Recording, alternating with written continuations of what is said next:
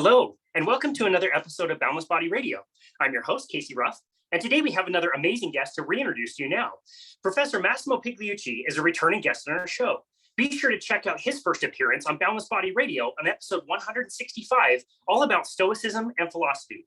Professor Pigliucci has a PhD in Evolutionary Biology from the University of Connecticut and a PhD in philosophy from the University of Tennessee. Currently, he is a professor of philosophy at the City College of New York. His research interests include the philosophy of science, the relationship between science and philosophy, the nature of pseudoscience, and the practical philosophy of Stoicism. In the area of public outreach, Professor Pigliucci has published in national and international outlets, such as New York Times, Washington Post, and the Wall Street Journal, among others. At last count, Professor Pigliucci has published 180 technical papers in science and philosophy. He is also the author or editor of 15 books, including the best-selling How to Be a Stoic, Using Ancient Philosophy to Live a Modern Life. Other titles include A Field Guide to a Happy Life, and his latest book, The Quest for Character, which we will be discussing today. Professor Pigliucci, what an absolute honor it is to welcome you back to Boundless Body Radio. Thanks. It's a pleasure to be here. Again. It's such a pleasure. It's such a pleasure to have you back. I know two things already about this conversation, and that's about it. But I know for sure we're going to have an interesting conversation, and I know for sure I'm going to goof up the name Alcibiades. I already goofed it up once. So, such an interesting book that you just wrote. I'm curious, where did you get your inspiration for this book? Well, the inspiration for the book was, in fact, Alcibiades. He's such an interesting character that I'm actually surprised that nobody's done a movie about his life yet. So this guy was, he lived in the 5th century BCE in Athens at the same time as Socrates. He was a friend of Socrates and, in fact, a student of Socrates. But he was an incredible character. He was impossibly handsome, very rich, dashing, brave. It was like everything you could possibly imagine you want in a person. The problem is he had a deep character flaw. He was a narcissist. He was into self-aggrandizing and not into working for the good of the people. And the result, in fact, was catastrophic. I mean, he had an incredible life. He lived an incredible life. He changed allegiance several times during the Peloponnesian War, one adventure after another. Eventually, he ended up being killed at the age of 40-something by Syrian spies that were after him because everybody got sick and tired of him: the Athenians, the Spartans, and the Syrians. But he was also, as I said, a friend of Socrates. And at some point early on in his life, when he was in his early 20s, he did go to Socrates and said, I want to make an impact in Athens. I want to become a leader of our city. What should I do? So he was at least self-aware enough to realize that he needed help, and particularly help from the most famous philosopher of the time, Socrates. So what happens is that there's a conversation which I recount in the second chapter of the book. And basically the conversation was Socrates' way of conducting a job interview for all effective purposes. He was asking Alcibiades, so what would you do if you were the leader of Athens? What would be your priorities? And he didn't mean your priorities necessarily in terms of specific policy issues, but your priorities in terms of, who are you working for? Why are you doing this for? Do you care about the citizens of Athens or what? And of course, it becomes increasingly clear that Alcibiades is woefully unprepared for the job, mostly because he is really into, as I said, self-aggrandizing. He's a narcissist. And so by the end of the dialogue, Socrates says, the problem with you and people like you, meaning a lot of other politicians, is that you suffer from a particular type of stupidity. And Socrates uses the word amatia, which literally means unwisdom. So you lack wisdom.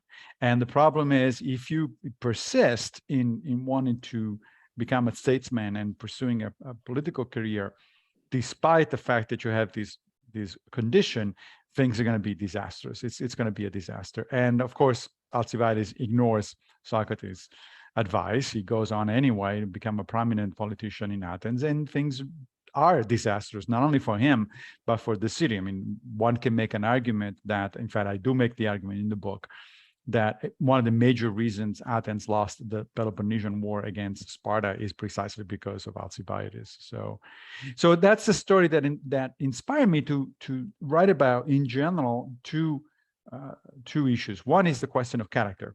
What makes for a good person? What is it? How do we become good people in the first place? And second of all, what is the relationship between ethics and politics? Right?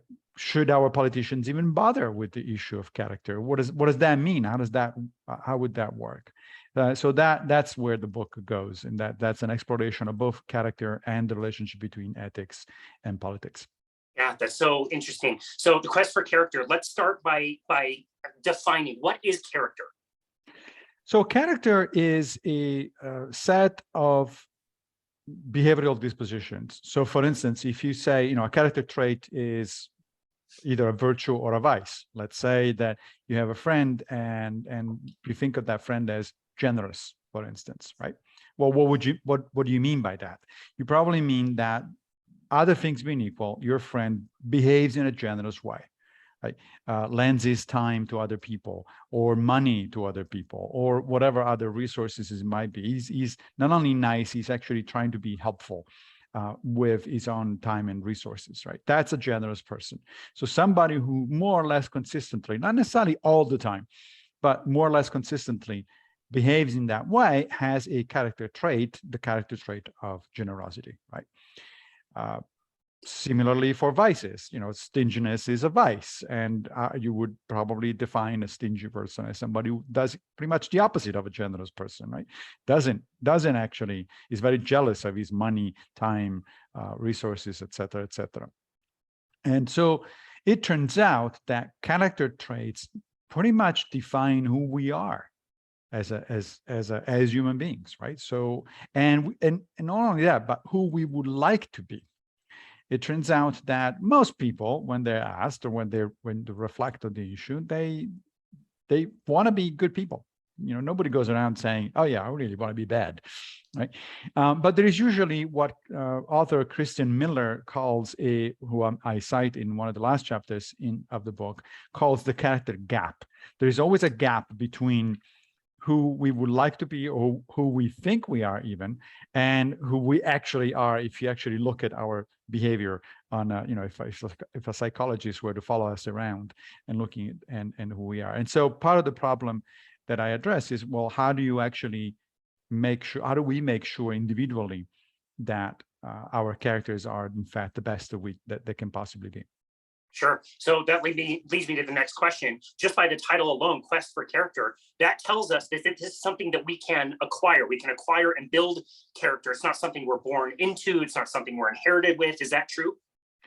Well, both are true. In fact, that's why the first chapter of the book starts with the question, can we teach virtue? Can we teach people to become better people and improve their character? And the answer has been debated both in philosophy and in social science for quite some time. I think the answer in the end is yes, we can, but that doesn't mean that there aren't some people who are better, innately better. They're born just more generous or more or less generous than others.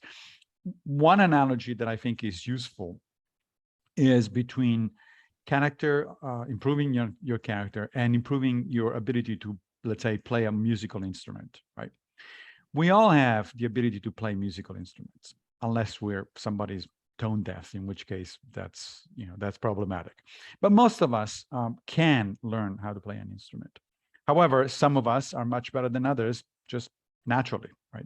There's such a thing as natural talent. There are some people who just pick up an instrument and run with it, and others like me who take forever to even put together notes that are recognizably attuned. But nevertheless, everybody can do it, and everybody can improve. Both the prodigy, even Mozart needed lessons, right? Or Beethoven needed lessons, and they improved through learning better techniques. And everybody else can also improve. It's just that most people don't become a Mozart or a Beethoven. Similarly, I think the evidence points to a similar situation for character.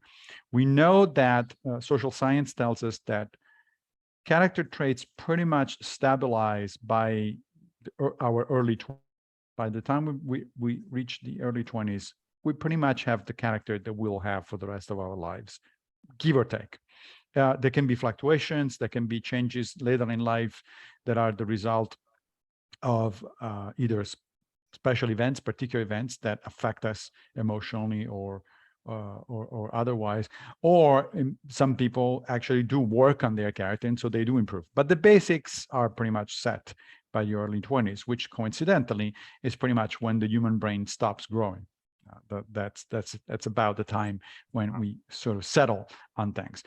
However, that means that there is plenty of time before we reach our 20s to mold our character in a better way if we are exposed to the right teachers, if we're exposed to the right ideas, et cetera, et cetera. Just like early on is easier in life. Early on is easier to learn to play an instrument or to speak a new language. Right now, that doesn't mean that later on in life, when you are in your 40s, 50s, 60s, whatever, that doesn't mean you cannot learn a musical instrument or a language. It means that it takes more effort, and you're probably not going to be as good as you would have been if you had studied earlier on. But there is still room for improvement.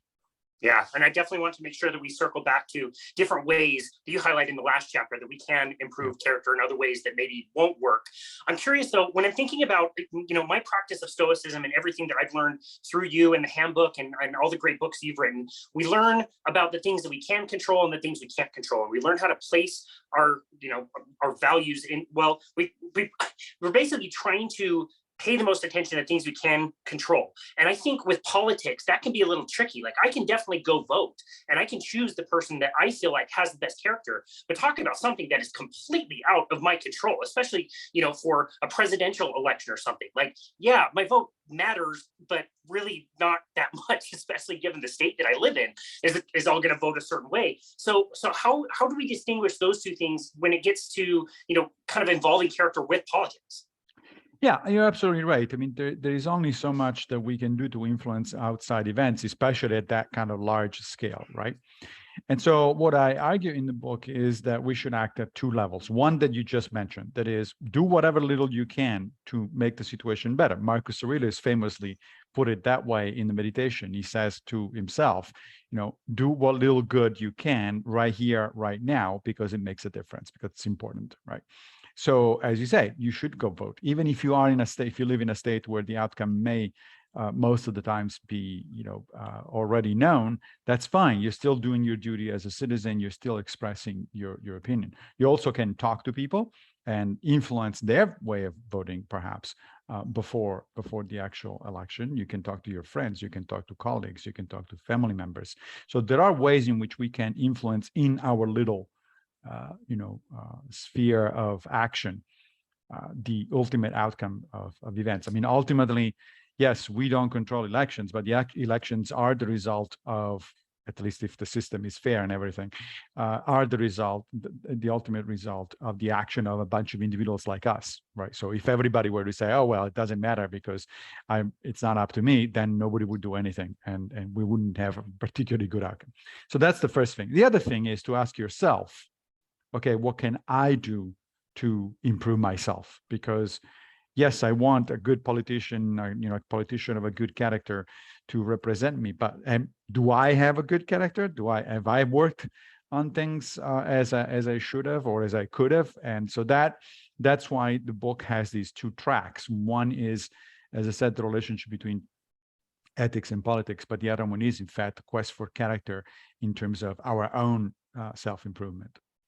Yeah, and you give lots of great examples in the book of people who were good examples of that and bad examples in politics. And we can talk about that in a second. But since you mentioned communication, what an interesting study of different styles and ways to communicate your ideas with other people. Socrates was all over the place, man. He could be super direct. He could be very indirect. He could start by asking you questions and thinking about different things. What have you learned about communication and communication styles and how important that is? That's a great question. So first of all, of course, we don't have direct access to Socrates, right? I mean, in the book, there is a chapter on Socrates where I bring up what is sometimes referred to as the Socratic problem, meaning Socrates didn't write anything, at least not that we know of. And therefore, everything we know about him is secondhand. Right? It comes from Plato, it comes from Aristophanes, it comes from Xenophon. And these three people, for instance, give us pretty different views of Socrates.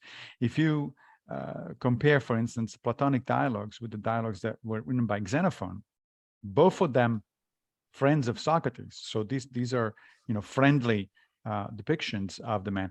But you cannot help yourself thinking that you're actually looking at two slightly different, in fact, somewhat different people. I mean, when you look at the Socrates that emerges from the Platonic dialogues, you see somebody who plays gadfly, asks questions, never really tells you what he thinks.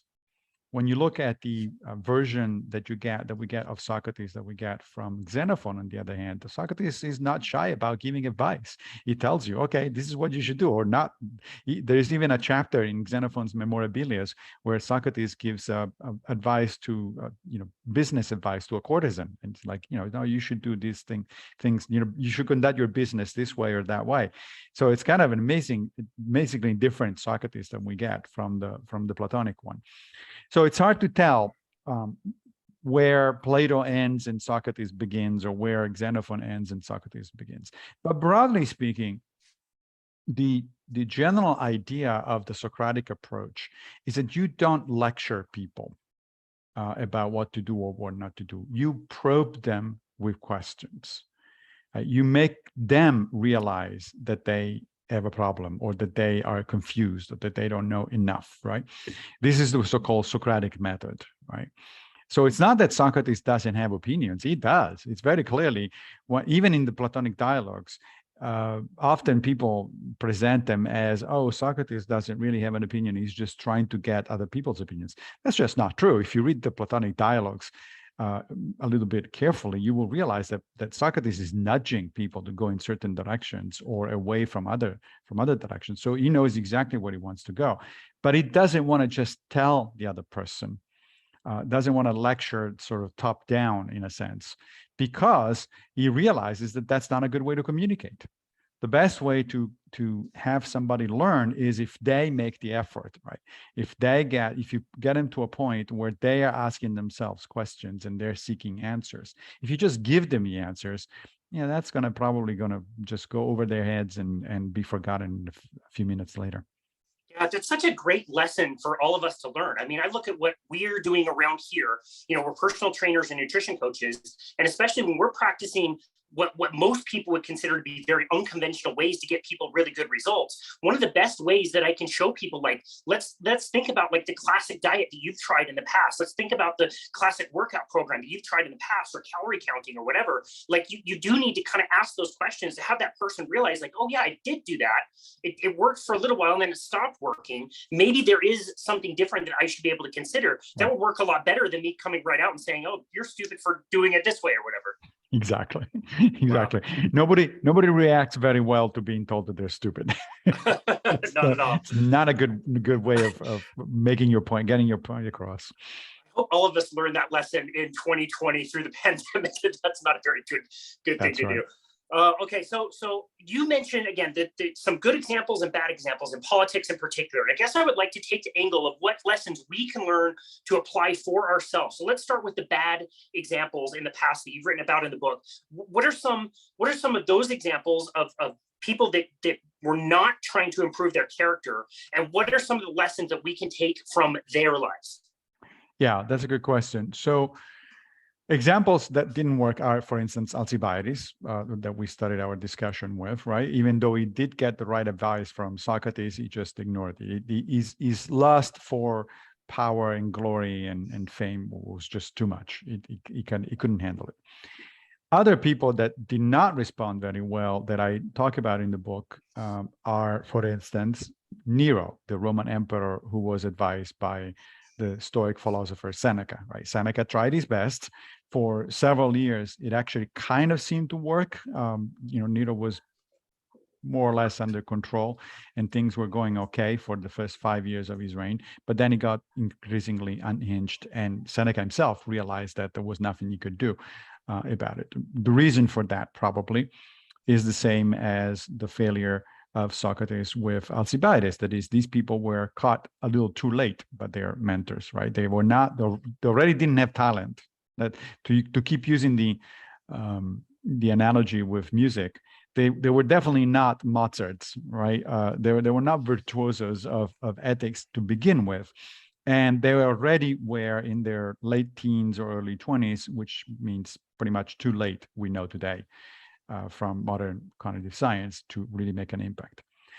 Another case that was a complete disaster that I talk about in the book is actually less well known, and it's a fascinating story in and of itself, and that's Plato's attempt to convince the tyrant of Syracuse in Sicily, Dionysius II, that he should be acting, governing more virtuously.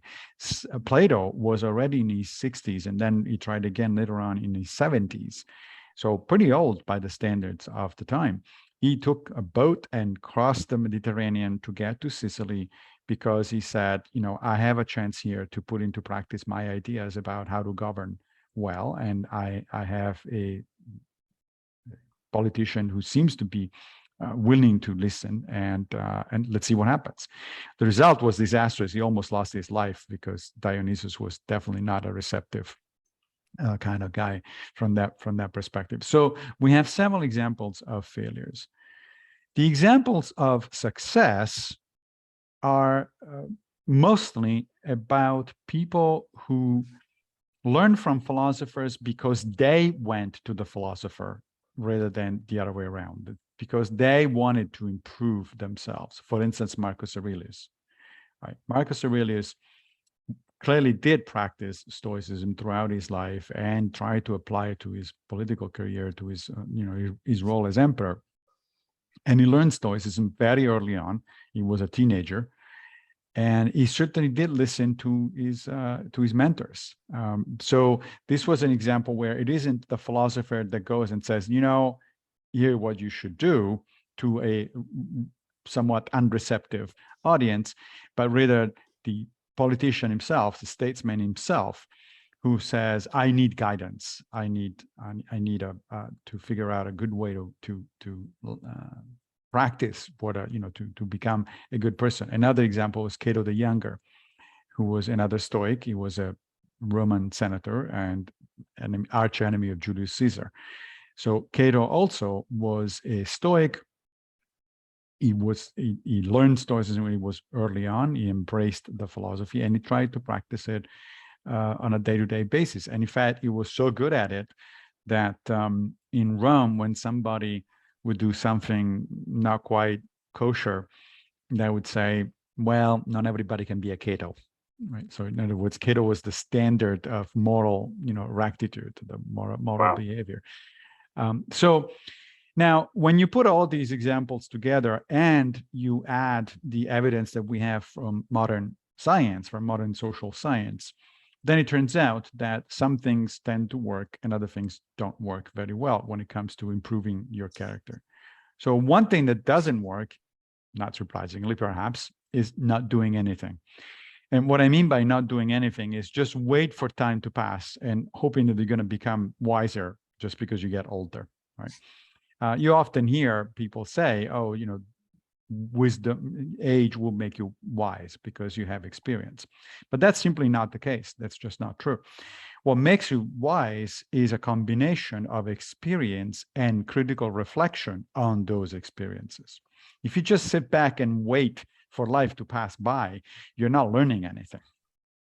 You're not going to become automatically wise just because you're older and grayer. Wisdom is the result of active engagement with or mindful engagement, if you prefer, with your experiences and activities. So yes, it's certainly the case that, speaking of a wise teenager, for instance, it's kind of an oxymoron. A teenager cannot be wise, not because that person is not a good person necessarily, or not because they're not trying to do the right thing, but simply because they don't have enough experience to build on and therefore really be wise. What does it mean to be wise anyway? It means that you have a good idea of how to navigate complex, difficult situations in life. And we learn that by experience. But again, not by passive experience, by active experience, by engaging in critical reflection. So one thing that doesn't work is, in fact, to just sit back and say, oh, I'll wait until I'm old. One thing that does work is, oh, I need to engage mindfully with my experiences. So the kinds of spiritual exercises that the Stoics suggest we do, for instance, philosophical journaling, the kind of thing that Marcus Aurelius was doing when he was writing the Meditations, right? So engage with your own activities. Write down at the end of the day what you did, how did it go wrong, how did it go right, how could it go better next time? That sort of stuff is the kind of thing that actually allows you to mindfully engage with your experiences. Another thing that doesn't work, and that unfortunately a lot of people in contemporary times seem to think that works, is what is sometimes referred to as nudging.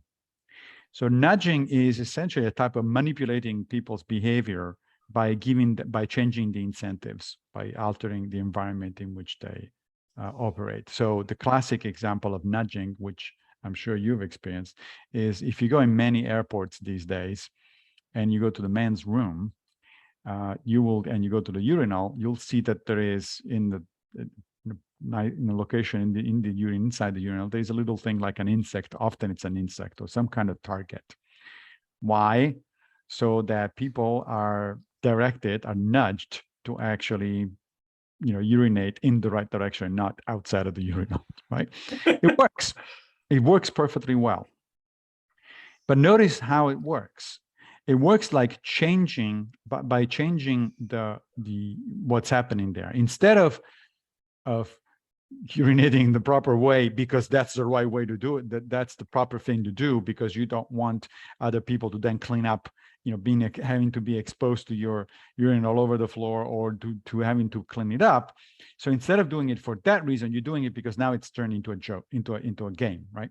So, I'm going to hit the target kind of thing. You're gamifying essentially the whole thing. So in other words, you're not giving the right incentive to people. And there is pretty good evidence from modern research that if people are not given the right incentives, then they're actually not doing the right thing. They're not learning. They may be doing the right thing. You may have nudged them into doing the right thing, but not because they're growing internally. They're not. Yeah. So you're not modifying their character. Character is a question of internal motivations, right? Virtue is a question. A virtuous action is an action that comes out of the right motivation. If I do the right thing for the wrong reasons, or if I do the right thing for reasons that have nothing to do with character, with virtue, then I'm not being virtuous. I'm just doing the right thing because the system is set up in that way.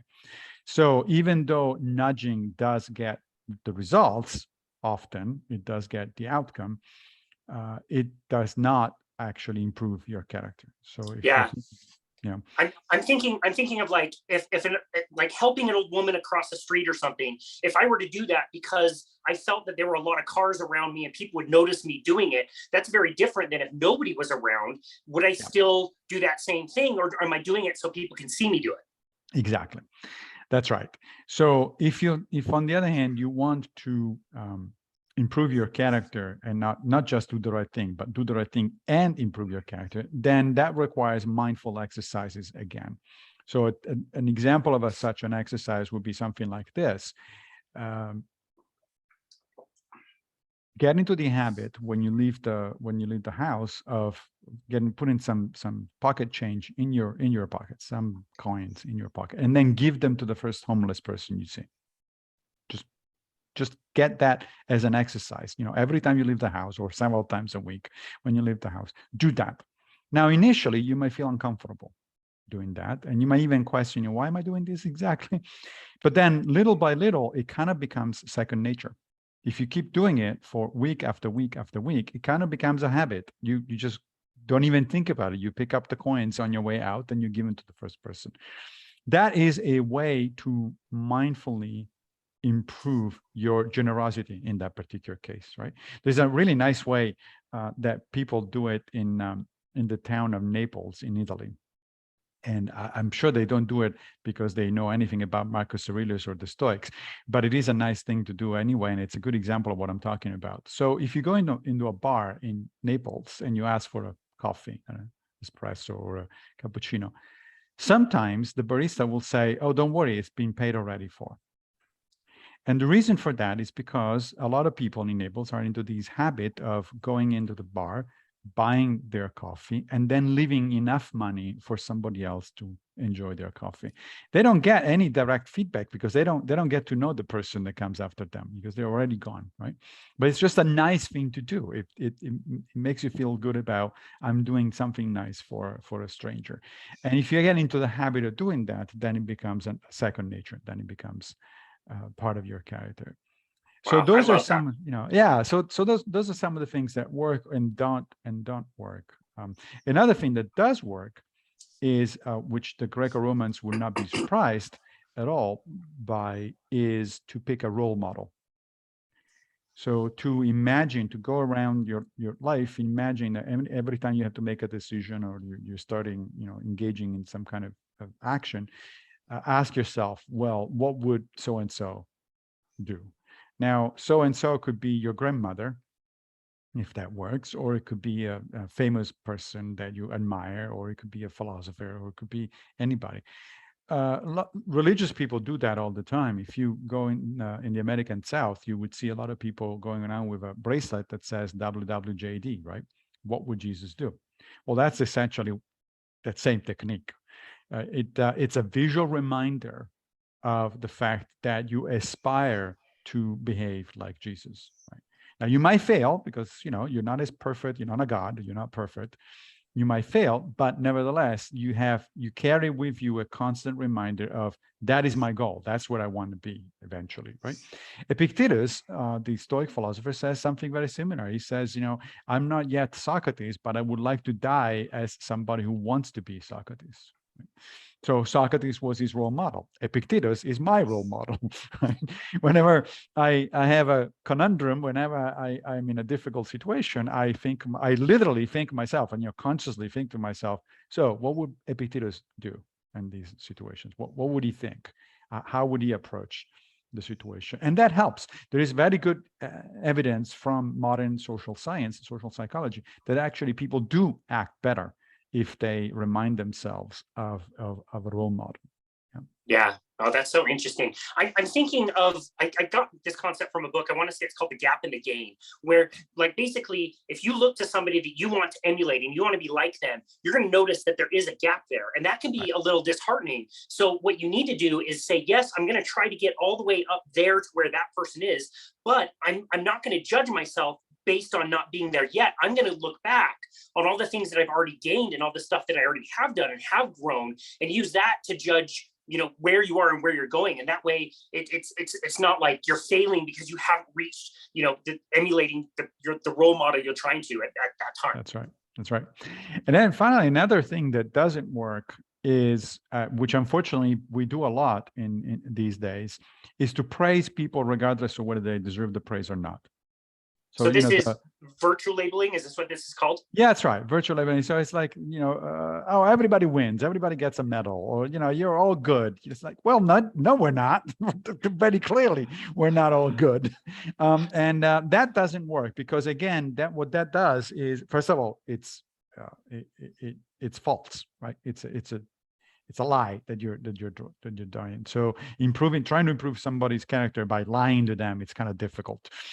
It's obviously counterintuitive, and in fact, it doesn't work. It turns out there's pretty good evidence these days, cited by people like Christian Miller, who I mentioned earlier, that kind of approach doesn't work. What does work is, in a sense, the opposite, which I would refer, for lack of a better word, as constructive shaming. So shaming also is another thing that doesn't work. You don't want to just shame people, embarrass people, because people don't respond very well to that. But constructive shaming is pretty much what Epictetus does to his students. If you read the discourses, that's how he interacts with his students. He basically criticizes them, in a sense that the message that they get is, oh, my mentor is not happy with my progress. I'm not making enough progress according to my mentor. So in other words, I'm not rising to the expectations that my mentor has, and I care about pleasing my mentor, about being well regarded by my mentor. Therefore, I need to do better. Right. So it's like what a coach would do, let's say, with a team that is not doing quite as well as they could. Right? You don't want to berate them and just harass them or anything like that, because that lowers the morale. Nobody reacts well to that sort of thing. But to show that, guys, you could do better, and I'm a little disappointed that you're not trying. That is powerful, because the kids don't want to disappoint you. You're their leader, you're their role model, and so you don't. It's like what parents sometimes do with their kids, right? Instead of yelling at your kid, show in a more or less subtle way that you're kind of disappointed. You love him, and you're okay with whatever they're doing, but you're a little bit disappointed. That goes a long way. That goes much, much further than actually berating people or attacking people frontally or something like that. It's a subtle way of saying, look, you could be better, and you want to do better. Yeah, that's so interesting. On the virtue labeling, this is different than, say, calling out somebody for doing something well, right? Like if I say to my wife, like, hey, I really appreciate that you cleaned the kitchen. That's very different than virtue labeling. Is that correct? Right? That's right. That's a reinforcement of something that is actually true, right? If your wife has done something that you appreciate, you should, in fact, first of all, as a matter of fairness toward her, and second of all, because it does help, because you're reinforcing her behavior, right? You're praising somebody for something that they're actually doing, and therefore that reinforces the notion in their mind that, oh, this is the right thing to do. This is a good thing to do. So yeah, definitely, positive reinforcement when it's actually warranted, then yes, absolutely. But positive reinforcement when the person is not doing anything, or it's actually even doing worse than nothing, then that's not a good idea. Yeah, gotcha. Okay, so we've talked about those three things that don't work. You write about three things that do work, and so we talked about adopting role models. I'm reading on my notes to make sure I don't goof this up. You talked about getting the word out with ourselves, which for you would be a form of mindfulness, a form of like writing things down. Which right. Again, the Handbook for New Stoics is an amazing way to start by doing that. If you feel like you need some guidance, if you're out there listening, the Handbook for New Stoics was my absolute favorite way to get into journaling and start thinking about some of these concepts in Stoicism, and right. Practically made huge differences in my life. Like that was such a joy. I recommend that to everybody. And again, you gave the example of getting the word out with ourselves with Marcus Aurelius, who wrote Meditations, which was never intended to be published. That's amazing. Right, exactly. So it is about yourself. It's your own improvement. You're not writing for other people. Because the problem, if you write for other people, is then all of a sudden you start pretending that things are better. It's the social media effect. If you post something on social media, you rarely post things that are actually reflective of your own experiences and situations, because that's a difficult thing to do. You don't want to admit to other people that you're not quite as good or as perfect, or as your life is not as great, right, et cetera, et cetera. So social media actually, in a sense, incentivizes us to do the wrong thing. They incentivize us to create this image of ourselves in order to please others and in order to reinforce our own narcissism, essentially.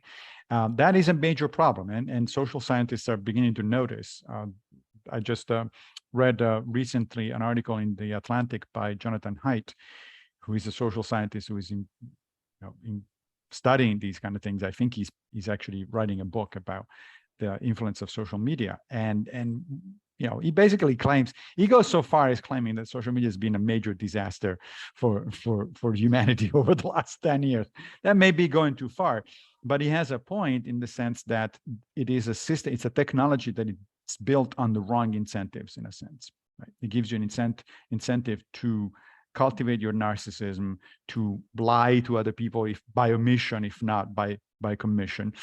On the other hand, what Marcus Aurelius was doing, or what the Philosophical Journal does, it's about you, and it is directly only to you. And it's hard to imagine you want to lie to yourself. You can't really lie to yourself, right? If you write, especially if you write things down, one of the reasons it's important to write it down rather than just going over it mentally is because when we reason with ourselves mentally, it's easy to fool ourselves. It's easy to say, that was actually okay, that was fine, right? But once you write it down, you actually look at it black and white. It's impossible not to escape the feeling that, like, what am I writing here? This is not right. This is not what happened, or this is not the way I felt about it, and so on and so forth. So it's a really major instrument for self-improvement. Yeah, that's really well explained. And I know everybody is going to be unique and different around this. Something that I learned about myself through journaling was I had much less utility reading the stuff that I had written previously. It was more just kind of like, gee whiz. What helped me the most was the writing of it, getting it out, having the pen start moving on paper. And so for me personally, when I started to tell myself, like, you can write whatever you want, this is all going to end up somewhere in the mountains in a campfire at some point. I'm just going to burn all of this anyway, because I don't need to go back and reread some of the stuff. Right. The purpose for me was the writing. That helped me with my honesty. So that's maybe a way that some people can think about that. Yeah, no, I agree. I mean, I rarely go, I keep my diary every day, my philosophical diary every day, and I rarely go back to early entries. It's like, okay, it's done. You're absolutely right. The point is to write it. What's helpful is to write it down in the moment, because that helps you reflect more critically and more analytically on what you've done during that particular day. And then once that's gone, it's done. It's not a big deal. Yeah, so interesting. Okay, so role models, we talked about getting the word out. The third thing that you write about that definitely will work is purposely seeking out situations. What do you mean when you say that? Yeah, so things that you have trouble handling. For instance, let's say that you are a shy person, right? So that one of your problems is that you're shy. You don't like new people. You don't like talking in public or anything like that. Well, then the way to get out of that one is to force yourself to meet new people and force yourself to speak in public. By gradations, you don't want to all of a sudden start, from nothing to an exaggerated response, but little by little. This is essentially what cognitive behavioral therapists tell you to do when you have that sort of problem. You expose yourself to situations that you don't find comfortable. And in doing so, you become comfortable with those situations, or at least you become less uncomfortable with those situations. So again, to use an example, a practical example, most of us, as I mentioned earlier, if we were honest, we would admit that we have a hard time dealing with homeless people. You go out and typically you avoid them. You look on the other side. You maybe even cross the street so that you don't come by, because you don't know how to handle them. You have, what am I supposed to do here? I mean, here's another human being who is clearly not in good shape. Regardless of how he or she may have gotten there, it's clearly not in good shape. And so perhaps I should help, but I don't know how to help. What does that mean? So do I give some money, but then, do I start worrying about what they do with that money? Do I give them some food? Maybe they get offended because I give them some food, something like that, right? So we are uncomfortable. It's an uncomfortable aspect of social life in modern times. So if you are uncomfortable, then one exercise that you could do, one exposure exercise that you could do, is to make a point of actually looking at the next homeless person you meet and say hi, say good morning or something like that. In other words, treat them as a human being. That doesn't mean you have to then do anything else. You don't need to give money or food. If you really want, you can give money to a charity, for instance, that helps the homeless. That's another way of doing it. But in terms of humanity, right? So just look at them and realize and acknowledge that these are human beings, just like you, and they're in a bad situation, but they're human beings.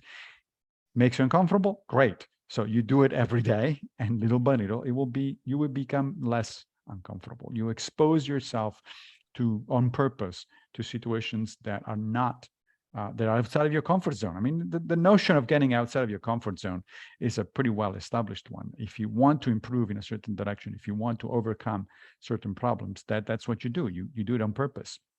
instead of shying away from certain experiences. You say, okay, today I'm going to do this, right? Yeah, that's so interesting. It's so funny.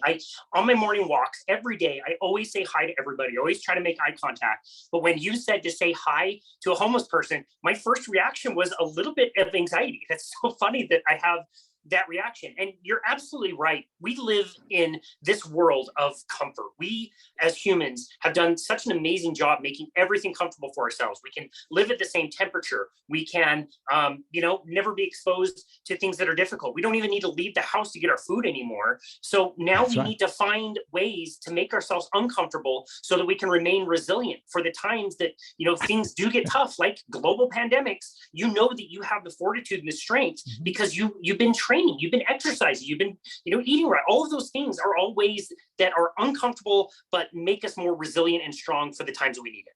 That's right. I mean, the analogy of exercise is a good one. And in fact, it's one that the Greco-Romans made all the time. So how do you improve your workout routine? Not by doing the same thing over and over and over, right?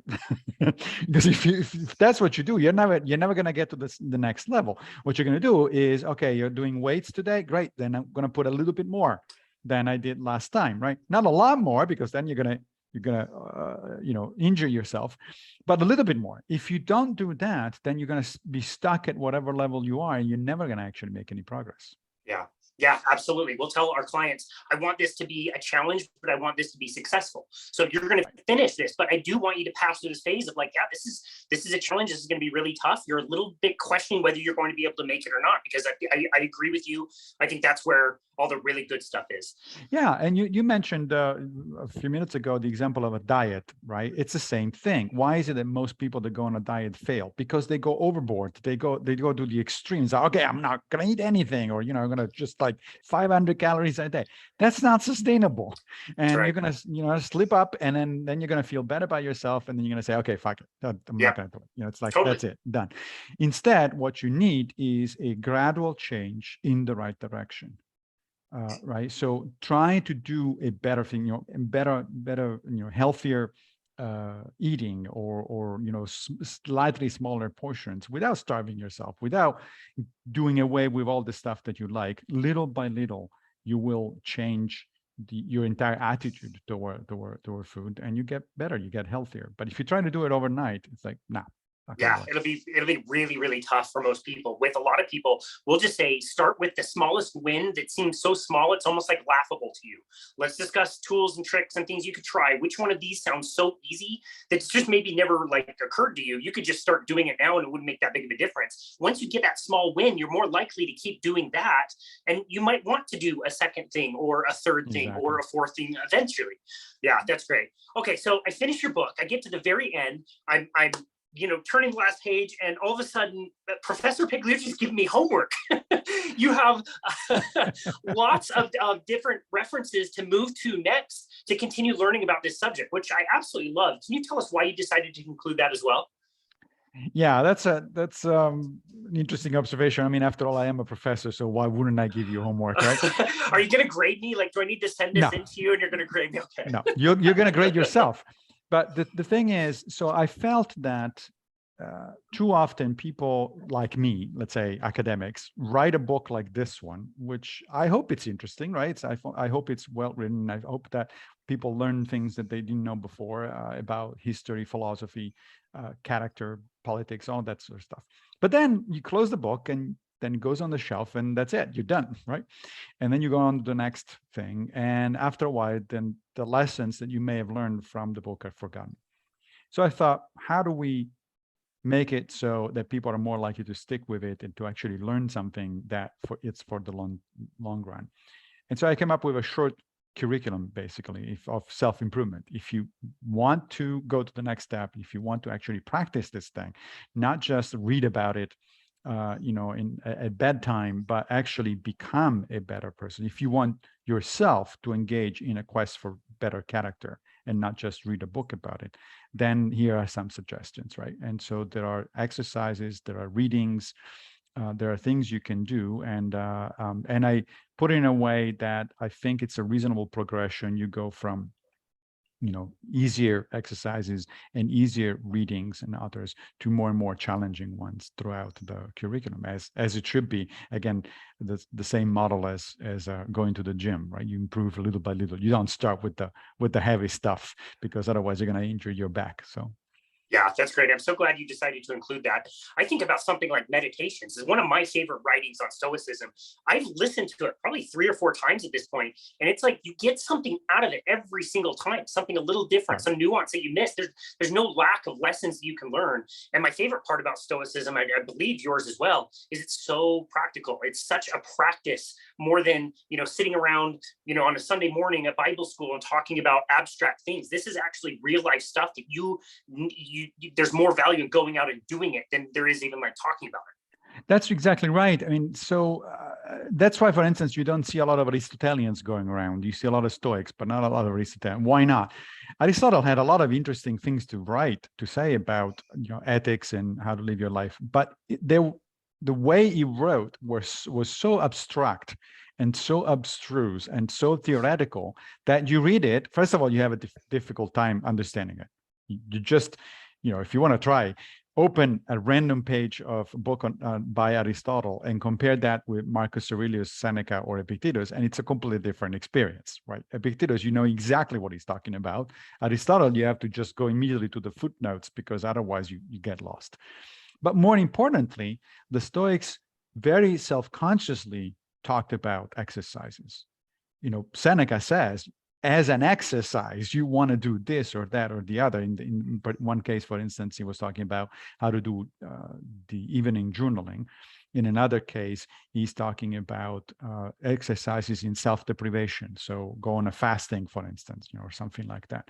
So they were actually very, very consciously about, Epictetus says, you decide what kind of person you want to be and then start practicing it and start going in that direction. So that's why I put that curriculum there, because I think that we need to move away from this notion that philosophy is just a theoretical thing. It's good for reading a book, but then move on and get back to real life. Philosophy is real life if you understand it properly. Yeah, that thought occurred to me a lot. First of all, like, why have I never learned any of this? Most of these stories I had no idea even existed. What futility that we don't get taught this kind of stuff in school before we're 20 to start to learn about how to think about life and how to approach life. It's such a drag that I spent so much time in architecture and learning about algebra and all this stuff that I truly don't need now. But to learn those practical things at a younger time, I think would have been a total game changer. I know it's really mind-boggling that the fact that we teach to our kids, even young kids, we teach about math, we teach about science, we teach about literature, history. All of that is very good. I'm in favor of that sort of education, no problem. But then we don't teach them about how to live. You would think that would be the very first thing that we expose our kids to. Now, I think there are some reasons why we don't do that. For instance, at least in the United States, whenever there is talk of teaching philosophy in high school or middle school, you get resistance from 2 quarters, from politicians, especially in the South, but in Midwest, but from politicians, and surprisingly, from many parents. And so then I thought, wait a minute, why would parents object to their kids being taught ethics, critical thinking, that sort of stuff? And then I realized, wait a minute, both politicians and parents are figures of authority. If there is one thing that authority doesn't want, is to be questioned. And if I start teaching kids in elementary school, middle school, or high school, how to think critically and how to think about ethics, they're going to question what the politicians and the parents are telling them, and that's uncomfortable. That's not something. You want your kids to just buy into the way of doing things that you have been brought up with. You don't want them to question and to experiment with different ways of thinking. So I think that's a major reason why we don't do that. What an interesting and sad point. Yes, unfortunately. Such a bummer. Wow. Well, I don't think you can write about this stuff and teach this stuff and think about this stuff as much as you do without going on a journey yourself. And so I'm just curious, like, as you were writing about character, were there specific examples you can think back on now that you were able to apply some of these lessons and actually see growth in yourself with your own personal character? Oh yeah, absolutely. I mean, ever since I started writing about this stuff, as you know, as mentioned earlier, my original career is in evolutionary biology, and then when I switched to philosophy, I got into philosophy of science, not into ancient practical philosophy. But once I started practicing philosophy, Stoicism in particular, and writing about it, yes, that's definitely made a difference, precisely along the lines of what we've been talking about. I've been making, doing the kind of exercises that I write about, and they have made a difference. Absolutely. Have I become a Socrates? No, not yet.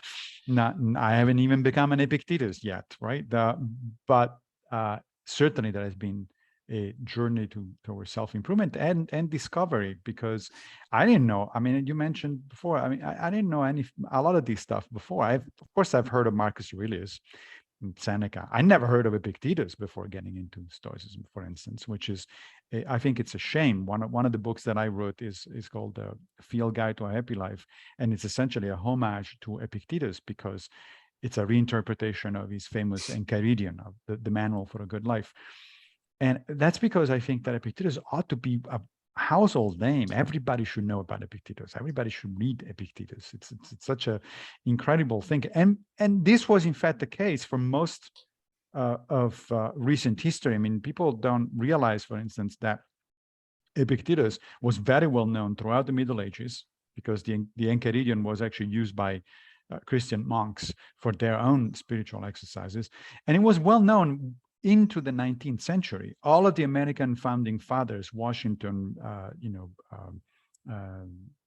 Jefferson, all of those people, they did have a copy of Epictetus Enchiridion in their library. If you had walked, had dinner with Jefferson and said, "So what do you think of Epictetus?" He would have actually told you quite a bit about it, because he knew about Epictetus. And then all of a sudden, starting with the 20th century, sort of his name kind of disappeared from our collective consciousness, and I think it's too bad. It needs to come back.